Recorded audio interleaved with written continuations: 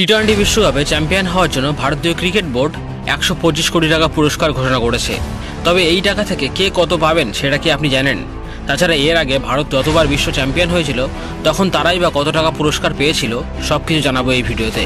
ভারত যখন 1983 সালে প্রথমবার বিশ্বকাপ জেতে তখন তারা কত পেয়েছিল জানলে অবাক হবেন আপনিও। আর কিভাবে সেই টাকা জোগাড় করেছিল বিসিসিআই জানতে হলে ভিডিওটি অবশ্যই শেষ অবধি দেখুন। তবে তার আগে বন্ধুরা, welcome to our channel BA sports world. আর আপনারা যারা খেলাধুলার ব্যাপারে আগ্রহী তারা এই সম্বন্ধিত সমস্ত তথ্য পেতে আমাদের চ্যানেলটি সাবস্ক্রাইব করে বেল আইকনটি প্রেস করে রাখুন। তো আর দেরি না করে চলুন শুরু করা যাক আজকের ভিডিও। 2024 সালে ভারত টি-20 বিশ্বকাপে চ্যাম্পিয়ন হওয়ার পর ট্রফির সাথে 20 কোটি 60 লক্ষ টাকা পুরস্কার পেয়েছে। তবে তাদের জন্য সবথেকে বড় 125 কোটি টাকার পুরস্কার ঘোষণা করেছে বিসিসিআই। আর এই টাকা থেকে ক্যাপ্টেন রোহিত শর্মা, বিরাট কোহলি, বুমরা সহ দলের মোট 15 জন ক্রিকেটার পাচ্ছেন 5 কোটি টাকা করে। একটিও ম্যাচ না খেলা সঞ্জু স্যামসন, যশস্বী জয়সওয়াল এবং যুজবেন্দ্র চাহালও এই টাকা পাবেন। কোচ রাহুল দ্রাবিড়ও পাবেন 5 কোটি টাকা।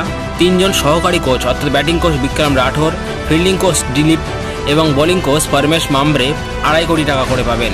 দলের অন্যান্য সাপোর্ট স্টাফ ও অর্থাৎ 3 জন ফিজিও, 3 জন থ্রোডাউন বিশেষজ্ঞ ও 2 জন ম্যাসিওর এবং স্ট্রেংথ ও কন্ডিশনিং কোচ 2 কোটি টাকা করে পাবেন।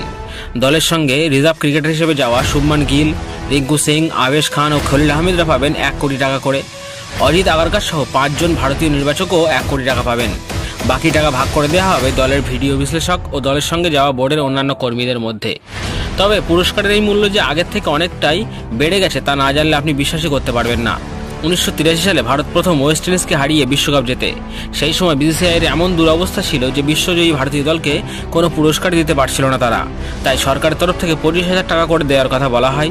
তারপর বিখ্যাত গায়িকা লতা মঙ্গেশকর একটি কনসার্ট করে সেই টাকা বোর্ডকে তুলে দিলে মোট 1 লক্ষ টাকা করে পুরস্কার পেয়েছিল কপিল দেব সহ সব 1983-র ভারতীয় বিশ্বজয়ী ক্রিকেটাররা।